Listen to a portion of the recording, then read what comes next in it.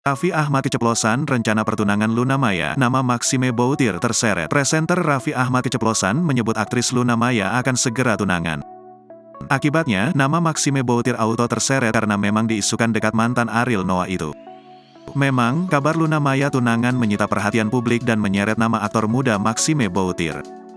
Hal tersebut terungkap saat melihat Luna Maya tampak terburu-buru ingin meninggalkan lokasi acara konferensi tersebut. Padahal saat itu sedang dilakukan sesi foto. Suami Nagita Slavina itu kemudian menyinggung bahwa Luna Maya akan segera tunangan. Tunangan, mau tunangan, sahut Raffi Ahmad sambil tertawa. Luna Maya minggu depan mau ada acara, mau tunangan katanya, sambungnya lagi.